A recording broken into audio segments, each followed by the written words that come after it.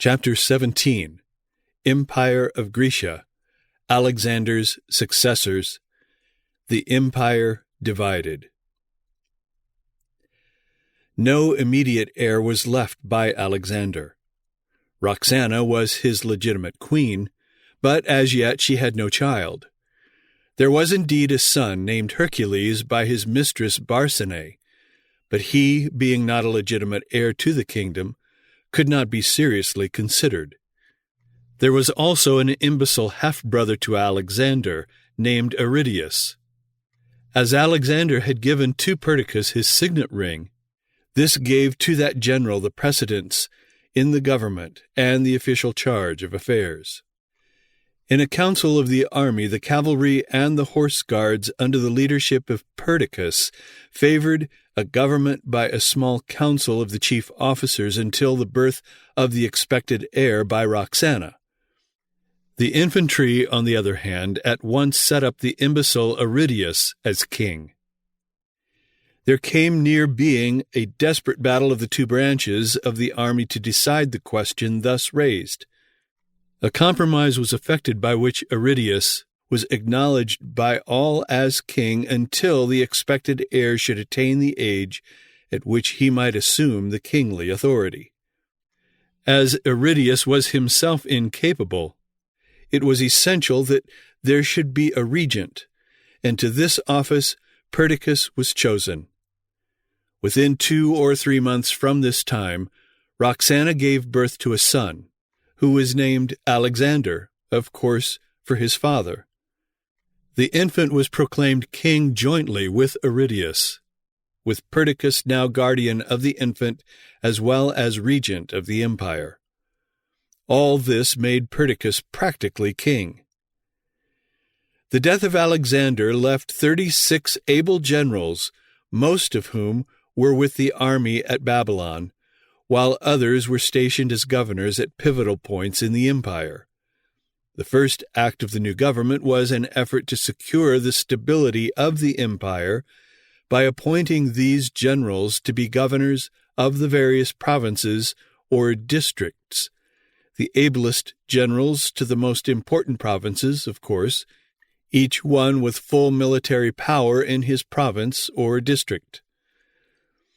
This distribution to the ones with whom this history must deal was as follows: Lysimachus to Thrace, Antigonus and his son Demetrius to Lycia, Pamphylia, and Greater Phrygia, Cassander to Caria, Leonidas to Lesser Phrygia, Eumenus to Cappadocia and Paphlagonia, Ptolemy to Egypt, Menander to Lydia, Atropatus to Media, Laomedon to Syria and Phoenicia, Peucestus to Persia, Antipater and Craterus to Macedon, Greece, and Epirus, Arcesilas to Mesopotamia, Philip to Bactria and Sogdiana, Neoptolemus to Armenia, Phrataphornus to Parthia and Hyrcania, Perdiccas to Media Magna, Archon to Babylonia,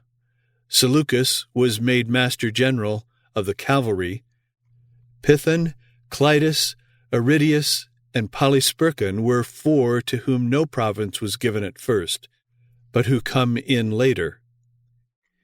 Each of these provincial governors was ready to grasp all that he possibly could of the empire, and each of the leading generals was ready to grasp for himself the whole of the empire. The infant king was held by all merely as a puppet before themselves and the world as a means of advantage. In the nature of things, war was inevitable. It began very shortly and continued so generally and so persistently that it is literally true that war became and was considered a vocation as much as any everyday occupation, and was carried on more as a test of strength and military skill than as involving any matter of either principle or passion. It is essential to an intelligent understanding of the history that the ambitions and the fortunes of these generals and their charges shall be followed. though it will have to be done as briefly as possible, consistent with retaining the thread of the universal story. It must be remembered that Macedonia was the original of Alexander's empire, and that when he started from Greece to Persia, he was absenting himself from his real kingdom and capital. This required that a regent should occupy his place in Macedonia and rule this kingdom in his absence. Antipater was appointed by Alexander as this regent. Upon the distribution of provinces after the death of Alexander, Greece was added to Macedonia as the portion of Antipater. And now, as the curtain rises on the long drama, the first scene is that in which Antipater goes into Greece to take possession as governor. Athens, however, formed a confederation of Greek cities and resisted him under the leadership of an Athenian, Leosthenes. Antipater was defeated in battle and was shut up in Lamia in Thessaly. Leonidas crossed over from Lesser Phrygia to assist Antipater, who was defeated and slain before he could join his forces to those of Antipater. Upon this, Antipater surrendered to Leosthenes, but was let go and at once assumed command of the troops left without a leader by the death of Leonidas. Craterus, who had been appointed to the province of Epirus, now marching from Cilicia to Epirus, joined forces with Antipater in Thessaly.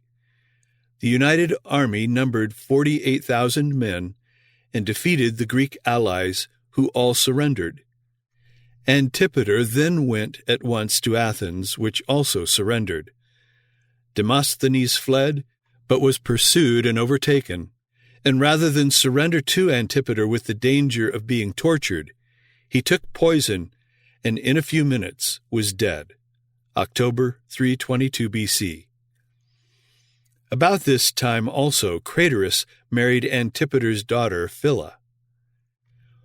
Eumenes was to have been helped by Leonidas and Antigonus to the possession of Cappadocia and Paphlagonia, but Leonidas being killed in Thessaly and Antigonus not caring to fulfill the agreement, Eumenes went with his 500 men to Perdiccas in Media Magna.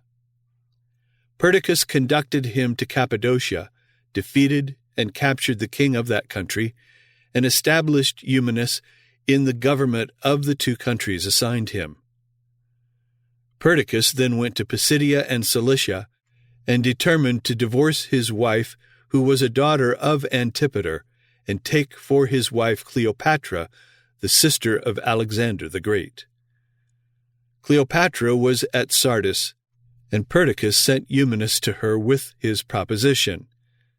Antigonus, learning of this scheme, and seeing what an advantage Perdiccas was aiming at in securing Alexander's sister for his wife, when he was already guardian of the infant king and regent of the empire, went over to Greece and told the story to Antipater and Craterus, whom he induced to march at once to the Hellespont.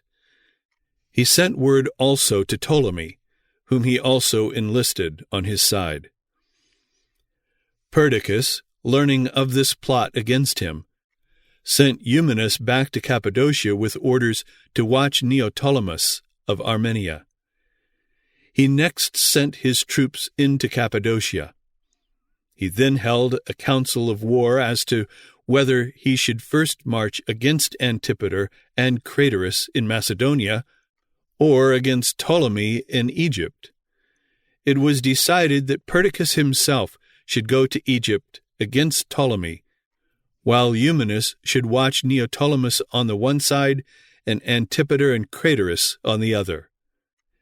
That Eumenes might the better do all this, there was now added to his dominion Caria, Lycia, and Lesser Phrygia, he being made generalissimo of all the troops and governor of all the governors in all these countries.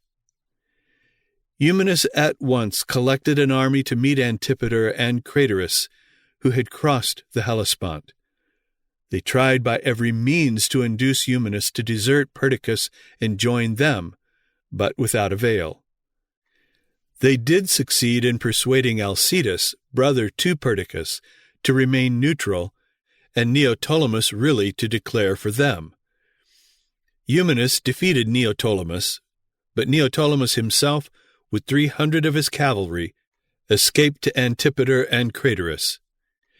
Antipater started to Egypt to help Ptolemy against Perdiccas, and sent Neoptolemus and Craterus against Eumenes in Cappadocia. A battle was fought in which both Neoptolemus and Craterus were slain, Neoptolemus by Eumenes himself, after a long and desperate hand-to-hand struggle, 321 BC. Perdiccas went to Egypt by way of Damascus and Palestine. Ptolemy had been a personal friend and one of the most trusted officers of Alexander, and on his own part was popular with the army. Consequently, when Perdiccas reached Egypt, many of his troops hesitated much to fight against the personal friend of the mighty chief whose memory they adored.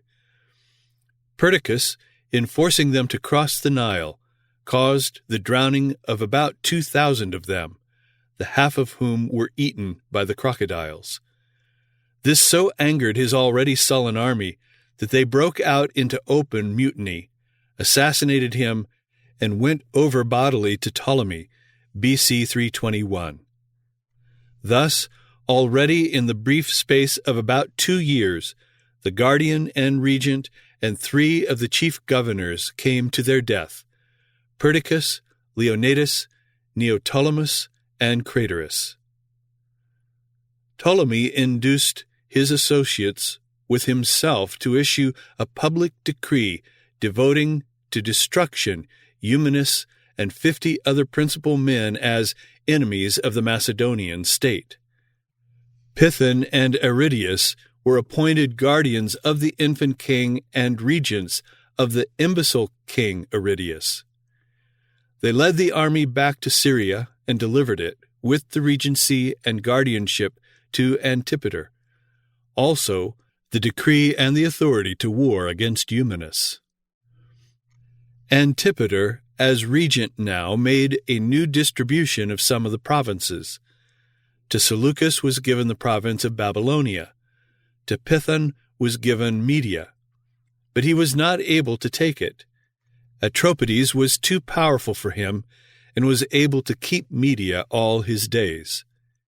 And so that region acquired the name of Media Atropatene, which it held even till modern times. Antipater himself returned to Macedonia, taking with him the puppet kings, and left his son Cassander, general of cavalry, to watch Antigonus. In the war that was made on Eumenes, that general was defeated through the treachery of one of his generals, whom, for it, he caught and hanged on the spot. Eumenes, after retreating from place to place, at last shut himself up with 500 men in the castle of Nora, between Cappadocia and Lycaonia, where he withstood siege for a whole year. Then Antigonus tried to buy him over, but could not. But by changing the words of a proposed treaty, the siege was raised for a short time, and Eumenes escaped, 320 BC.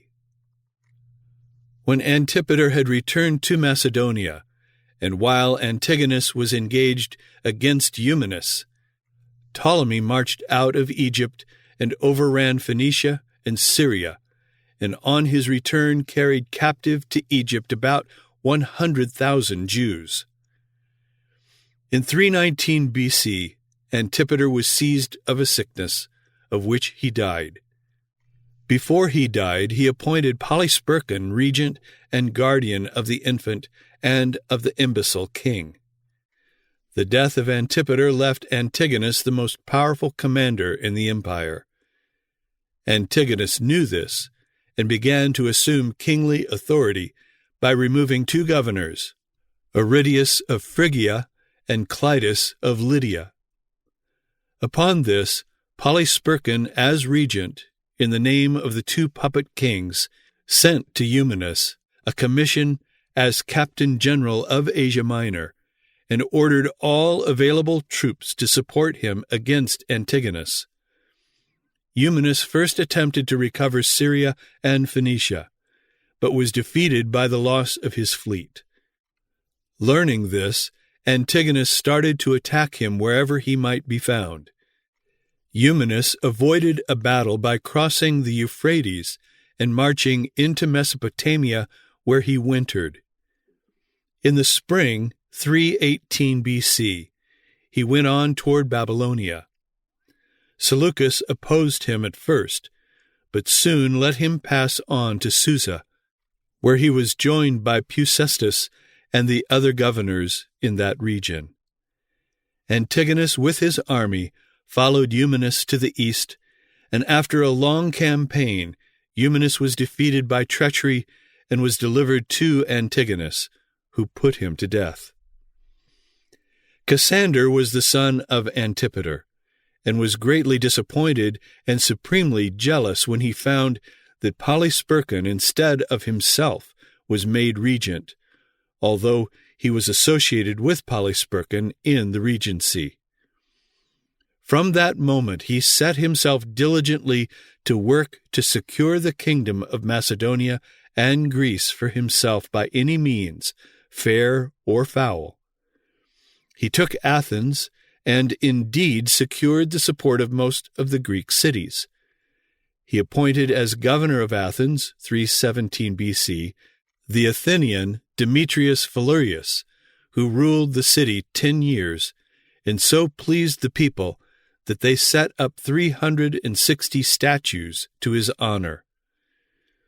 As soon as Polysperchon learned that Cassander held Athens, he besieged him there, but was obliged to raise the siege and retire from the place.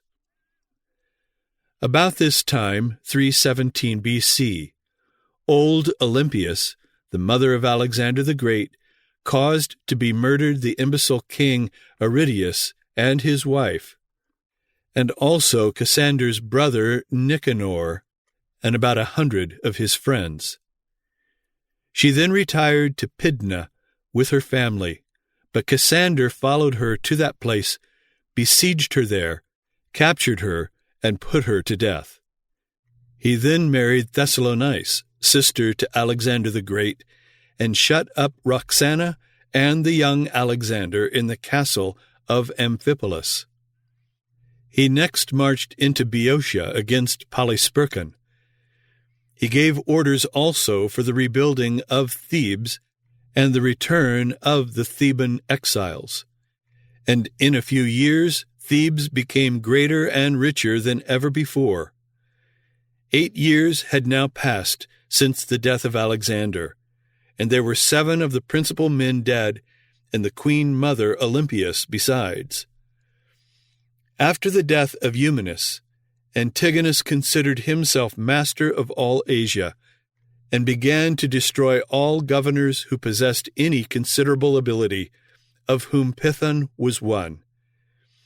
He attempted to destroy Seleucus with the others, but Seleucus escaped and went to Ptolemy, and showed him what Antigonus was designing, and also sent information to Lysimachus and Cassander to the same effect. The result was that a league was formed, 314 BC, of these 4, Seleucus, Ptolemy, Lysimachus, and Cassander, against Antigonus. Antigonus had sent to Ptolemy, Lysimachus, and Cassander solicitations of peace, but the answers that he received convinced him at once that war was the only thing that he could expect. He therefore marched immediately from the east to Cilicia, raised new levies, regulated the affairs of Asia Minor, and then invaded Syria and Phoenicia to take them from Ptolemy. He was able to take Joppa and Gaza with but little difficulty, but he was obliged to besiege Tyre for 15 months. While this siege was being conducted, Cassander began to gain considerable advantage in Asia Minor. Antigonus therefore left his son Demetrius, aged 22, to carry on the siege of Tyre, 313 B.C., while he himself, with as many troops as could be spared, should try to hold Asia Minor against Cassander. Antigonus met Cassander and pressed him so closely that Cassander came to an agreement with him, but broke it as soon as he was out of danger, and sent to Ptolemy and Seleucus for help, and renewed the war. This gave Ptolemy a chance to go up with a fleet and possess himself of Cyprus, make a descent on Cilicia and northern Syria, and return victorious to Egypt. He then marched out with an army and defeated Demetrius at Gaza, and recovered Palestine, Phoenicia, and the Hollow Syria. Shortly afterward, however, Demetrius defeated Ptolemy's general, and immediately Antigonus joined him, and together they recovered all the Hollow Syria, Phoenicia, and Palestine. As Ptolemy was being driven out, he broke down the defenses of Acco, Samaria, Joppa, and Gaza, and carried off another large company of Jews and planted them in Alexandria. After the victory of Ptolemy at Gaza, Seleucus took 1,300 troops and went to Babylon. At Carrhae he was joined by a considerable body of Macedonian troops, and when he reached Babylon, the people opened their gates and received him with joy, because of the severity with which Antigonus had treated them when he was there. Seleucus next defeated Nicanor, governor of Media, whose troops then all joined Seleucus, making for him a strong army. Antigonus immediately sent Demetrius to recover Babylon from Seleucus. When Demetrius reached Babylon, Seleucus was in Media, and his governor retreated into the marshes, leaving Demetrius to take possession without a battle. However, Antigonus was obliged to recall Demetrius to his assistance, who, before he left Babylon, gave up the city to be plundered by his troops, which so enraged the Babylonians that as soon as Demetrius was well away, they gladly welcomed back Seleucus, who never again lost possession of Babylon and the East. This was in 312 B.C., and with this date began the era of the Seleucidae, that is, of Seleucus and his successors. When Demetrius reached Asia Minor from Babylon and joined his father there, Ptolemy was besieging Halicarnassus, but by the reinforcements which Demetrius brought, he was obliged immediately to raise the siege. The confederate princes, Ptolemy, Cassander, Lysimachus, and Seleucus, then agreed to allow Antigonus to claim as his dominion all Asia Minor, until the young Alexander should be old enough to reign. This agreement was all disconcerted, however, by Cassander's murdering both Alexander and Roxana, 310 B.C. Upon this, Polysperchon brought from Pergamus Hercules, the son of Alexander, by his mistress Barsine, and proposed to the Macedonians that they make him king. But Cassander succeeded in inducing Polysperchon to murder Hercules instead of making him king, 309 B.C. Cleopatra, the sister of Alexander the Great, was dwelling at Sardis, and seeing what had overtaken these other relations of Alexander, she began to fear for her own life, and therefore started from Sardis to seek safety under the protection of Ptolemy. As soon as her flight was discovered, however, she was pursued, overtaken, brought back, and murdered, 308 B.C. Thus and now had perished the whole house of Alexander, excepting only Cassander's wife, Thessalonice.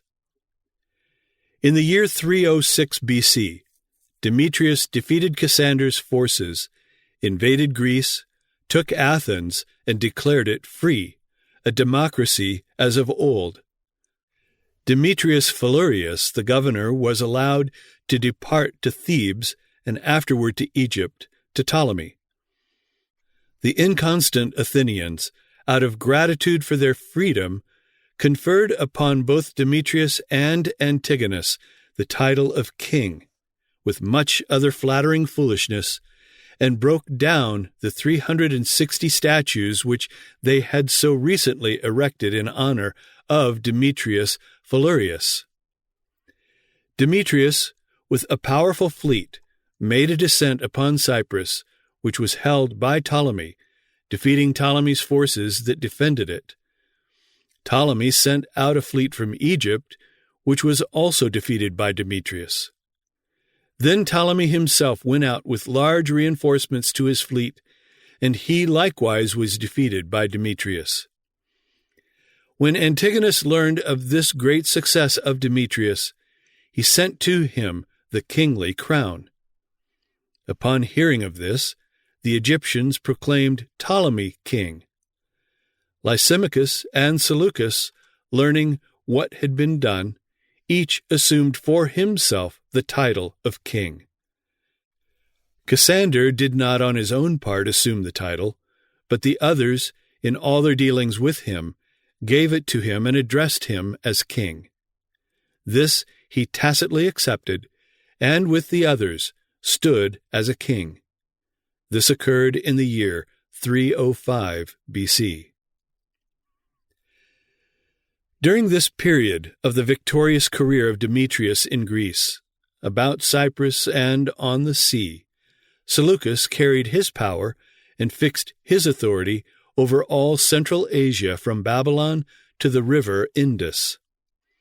Antigonus now, 305 BC, determined to invade Egypt with 100,000 men by land, while Demetrius should go against it with a fleet. But Ptolemy made such good defense that Antigonus could do nothing, and after beating about for a time, was compelled to return to Syria to keep his troops from all going over to Ptolemy. As his part of the expedition so signally failed, so also did that of Demetrius come to naught. Demetrius, thus finding himself out of employment, selected the island and city of Rhodes, 304 BC, as the place for the exercise of his abilities. In a long and terrible siege, the Rhodians were aided by Lysimachus with 400,000 bushels of barley and the same of wheat, by Cassander with 100,000 bushels of barley, and by Ptolemy with 300,000 measures of wheat and large quantities of vegetables and 1,500 men. When the siege had continued a year, Antigonus sent letters urging Demetrius to make peace with the Rhodians by any means. Just then the Aetolians also besought Demetrius to give peace to the Rhodians. Peace was concluded, the Rhodians agreeing to help Antigonus against anybody but Ptolemy. Demetrius made the Rhodians a present of all the machines of war that he had used against their city. These the Rhodians sold for 300,000 crowns, to which they added an equal amount from their own funds, and with the whole sum erected the Colossus of Rhodes, a colossal image of Apollo standing astride the entrance to their harbor, one of the 7 wonders of the ancient world. Also, out of gratitude to Ptolemy, the Rhodians made him a god and called him Soter, that is, Savior. Cassander was now again besieging Athens, 303 BC. The Athenians applied to Demetrius for succor. He came, compelled Cassander to raise the siege, and drove him out of Attica, and indeed entirely out of Greece, overwhelmingly defeating him at Thermopylae. The Greeks then made Demetrius generalissimo of all the forces of Greece, as they had done to Philip and Alexander. They desired to bestow upon him the further honor of initiating him into their mysteries. But there was a difficulty. It was now the month of May, whereas the lesser mysteries were celebrated only in March, and the greater mysteries only in October. And the lesser were only preparatory to the greater, and the greater could not be entered except through the lesser. All difficulty, however, was overcome by their decreeing that the month of May should be both March and October, the first half of the month being March to accommodate the lesser mysteries, and the latter half being October to accommodate the greater mysteries, and all to accommodate Demetrius by putting him through the lesser directly into the greater. They also gave to Demetrius nearly $300,000 in money, which he in turn handed over to his courtesans, with which to supply themselves with washes, perfumery, and paints.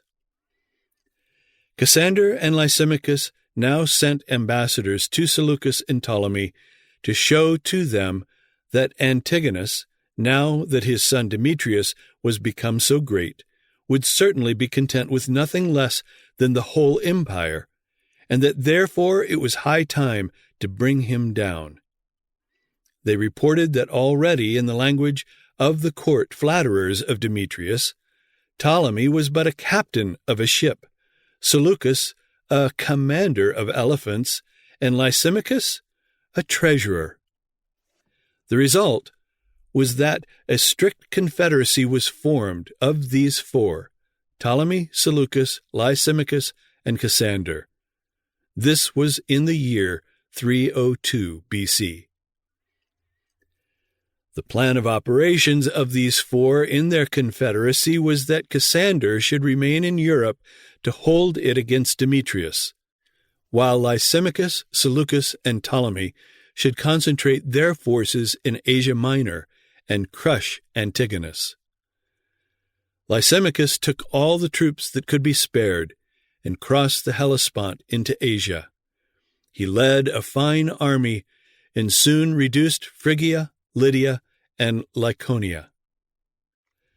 Antigonus was in Upper Syria at a capital which he had built and called Antigonia. He immediately drew his forces together, marched into Cilicia to his treasury there, took what funds he needed, and went on to meet Lysimachus, who continually beat off till Seleucus and Ptolemy should arrive. Antigonus sent for Demetrius, who came immediately and landed at Ephesus with an army. Ptolemy was obliged to conquer his way through Palestine, Phoenicia, and Syria, and was delayed by the sieges of Tyre and Sidon. While at the siege of Sidon, he received a false report that Antigonus had defeated the other two allies, upon which he picked up everything and went straight back to Egypt. By this time a year had passed, yet shortly, 301 BC, Seleucus had joined forces with Lysimachus, and the long-sought battle was fought at Ipsus in Phrygia. Antigonus was defeated and slain at the age of 81. Demetrius escaped to Ephesus with 9,000 men, again joined his fleet, and ruled the sea. Then, 301 BC, 22 years after the death of Alexander the Great, when all his house, whether relatives or posterity, had perished, the empire conquered by the prince of Grecia was divided among themselves by Ptolemy, Seleucus, Lysimachus, and Cassander toward the four winds of heaven, as follows. In the north, Lysimachus, Thrace, Bithynia, and some smaller provinces of Asia Minor. In the south, Ptolemy, Egypt, Libya, Arabia, and Palestine. In the east, Seleucus, Syria, and all the country to the river Indus. In the west, Cassander, Macedon, and Greece. And thus was fulfilled to the letter the word of the prophecy of Daniel. The rough goat is the king of Grecia, and the great horn that is between his eyes is the first king. Now that being broken, whereas 4 stood up for it, 4 kingdoms shall stand up out of the nation, but not in his power. And a mighty king of Grecia shall stand up, that shall rule with great dominion, and do according to his will. And when he shall stand up, his kingdom shall be broken, and shall be divided toward the 4 winds of heaven, and not to his posterity, nor according to his dominion which he ruled. For his kingdom shall be plucked up, even for others beside those.